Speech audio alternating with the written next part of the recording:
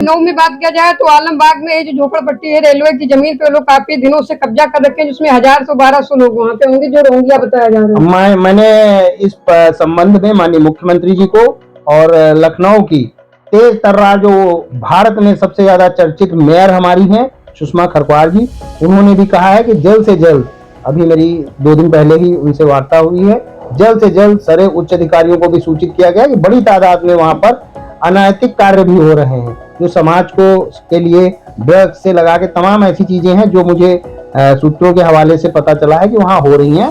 उन सब पर कठोर कार्रवाई की जाएगी और रेलवे सहित सभी विभागों को मैंने पत्र लिखकर कह दिया है कि जल्द से जल्द वो 2 ही 4 दिन में आपको दिखेगा कि वहां भी। मैं हूँ रूबी अवस्थी, मैं इसमें लखनऊ में हूँ। जिस तरीके से आप लोगों ने देखा होगा SIR के माध्यम से घुसपैठिया और बांग्लादेशी देश के जो है अलग अलग जगह पे लगातार उनके खिलाफ कार्रवाई भी हो रही है, पूरे देश को हटाया जा रहा है। उसी पे लगातार कार्रवाई की मांग कर रहे हैं, कई जगह घुसपैठियों के खिलाफ कार्रवाई करवाए। जो मेरे साथ में है देवेंद्र तिवारी जो भारतीय किसान मंच भी है, उनसे मैं बातचीत करूंगी कब से इस मुद्दा को उठाया गया और किस प्रकार से कार्रवाई की लगातार मांग किया गया। मैं देवेंद्र तिवारी, अध्यक्ष भारतीय किसान मंच एवं भारतीय गौ सेवा परिषद।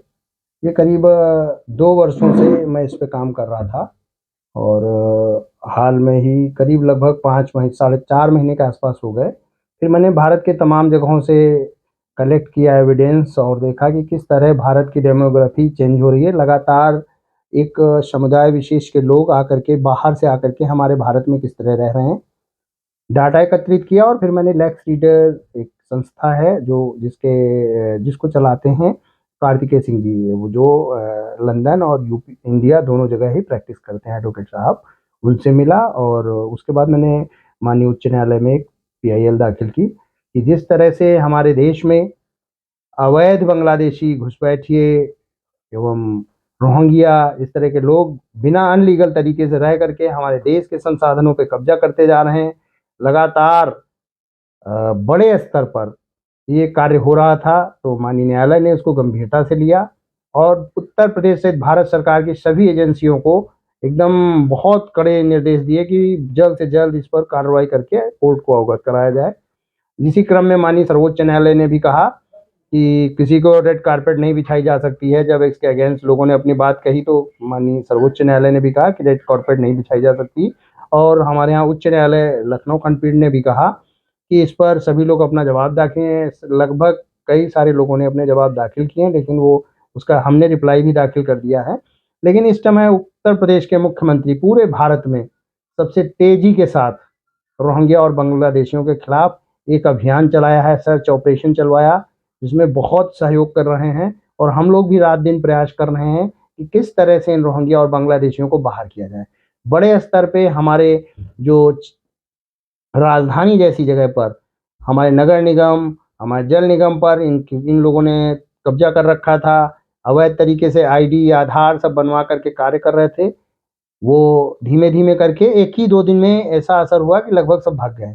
शलोन जैसी जगह पे 52,000 से ज़्यादा फेक कार्ड बनवाए गए, जो जन्म प्रमाण पत्र 92,000 से ज़्यादा लोगों का वहाँ पे चिन्हित किया गया, जिसमें बड़े स्तर पर मैं गया था। घाल-मेल चल रहा है। सबसे पहले कहाँ पे कार्रवाई हुई थी आपके संगठन के माध्यम से? मेरे उससे सबसे पहले लखनऊ और उत्तर प्रदेश में और दिल्ली में कार्रवाई शुरू हुई। माननीय न्यायालय के कठोर आदेश के बाद सबसे पहले माननीय मुख्यमंत्री उत्तर प्रदेश सरकार जी ने कड़े निर्देश जारी किए कि सर्च ऑपरेशन करके तत्काल इन रोहिंग्या और बांग्लादेशियों को बाहर किया जाए। सबसे पहले लखनऊ में इसकी शुरुआत हुई और धीमे-धीमे पूरे भारत में लगभग जो हाल में आप बरेली भी गए थे। हाँ, रायबरेली गए तो वहाँ पर मैं बता रहा हूँ ना कि 52,000 के आसपास फेक बनाए गए थे, उनको जेल भेजा गया। सब कार्रवाई तेजी से चल रही है और इस तरह मैं पूरे भारत में अभी उत्तर प्रदेश में ही भ्रमण करके सब जगह चिन्हित करवा करके और उन्हें जेल भेजा जाएगा। और एक चीज़ और कहनी है कि मैंने प्रशासन से और मुख्यमंत्री जी से और प्रमुख सचिव गृह एवं अन्य DGP साहब सबसे निवेदन किया है, पत्र के माध्यम से और कई प्रमुख सचिव वगैरह से मिलकर भी मैंने कहा कि इन लोगों को पहले पकड़ा जाए, एक जगह रखा जाए, चिन्हित करके फिर, क्योंकि बड़ी तादाद में झुग्गी-झोपड़ियाँ खाली करके भाग गए हैं। तो ये एक बड़ा चिंता, भारत के आंतरिक सुरक्षा को लेकर भी एक बड़ा चैलेंजेस है। ये आधार, पैन जैसे कार्ड जो उनके हैं, बन गए हैं, उनका आयुष्मान कार्ड बन गया है और राशन कार्ड बन गया है, जिससे लोग वो जाकर के कहीं न कहीं अपना बसेंगे और उसके उस पे बिहेव पे वो अपना वो भी कर सकते हैं, यानी किराए पे मकान भी ले सकते हैं। ये सत्यापन बड़ा चैलेंजिंग कार्य जगह है। ये भी आई है कि जैसे आखिर इनको कौन लोग लेके आए यहाँ पे, उनके आधार कार्ड, पैन कार्ड, जैसे आप बताए आयुष्मान कार्ड, यहाँ तक बिजली कनेक्शन भी हो गया, तो आखिर इनको लाया कौन?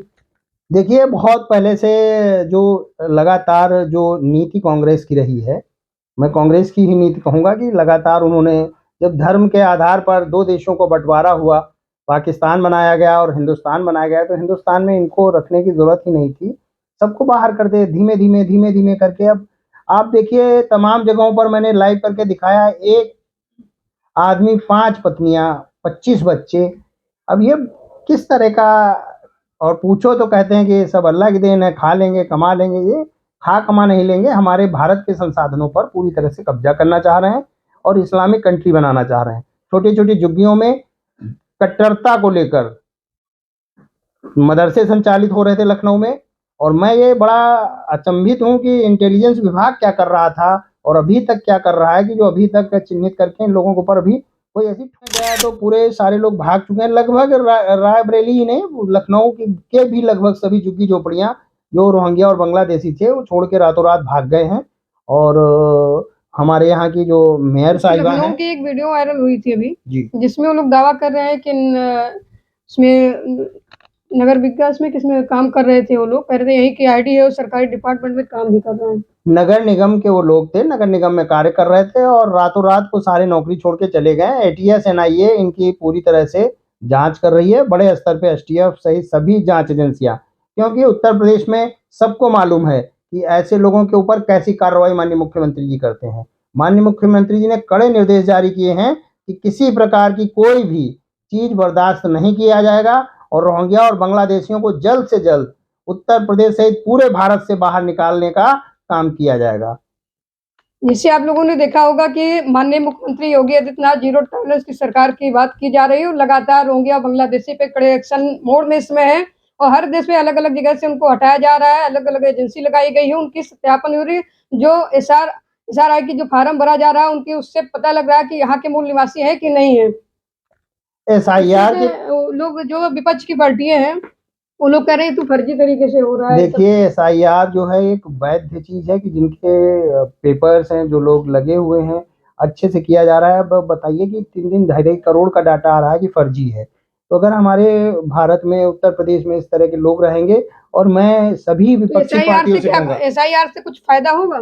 एसआईआर से जितने भी विदेशी लोग रह रहे हैं, जिस तरह संसाधनों पे कब्जा कर रहे हैं, मीडिया के ऊपर हमला कर रहे हैं, मेयर तक को नहीं छोड़ रहे हैं, पुलिस कर्मियों पर पथराव कर रहे हैं, जितनी जगह भी संभल लगा लो, कहीं भी लगा लो, जहाँ पे इनकी आबादी वहाँ पे हिंदू सुरक्षित नहीं है, तो इनके लिए क्या किया जाए कि इन्हें हटाना तो पड़ेगा ही ना कहीं से। तो जितने भी लोग कटेंगे उनको बाहर किया जाएगा। और विपक्ष का ये जो आलाप, जैसे आप लोगों ने देखा कि जो देवेंद्र तिवारी हैं, बताया कि 2 से 3 दिन के अंदर जो आलमबाग के क्षेत्र में मोहरिया पट्टी था ना, लखनऊ के आलमबाग थाना क्षेत्र के अंतर्गत मोहिया झोपड़पट्टी के पास में जो रेलवे की जमीन पर करीब 1200 रोहिंग्या और बांग्लादेशी घुसपैठिया जो यहाँ पे जमावड़ा इनका लगा हुआ झोपड़पट्टी बना के रह रहे हैं, उस पे 102 दिन के अंदर वहाँ पे बुलडोजर गरजेगा। वहाँ पे जितने भी रोहिंग्या बांग्लादेशी हैं उनको अलग भेजा जाएगा, यहाँ से पूरी निकाल दिया जाएगा। ऐसी खबर देखने के लिए देखते रहिए यूपी एक्सप्रेस 24।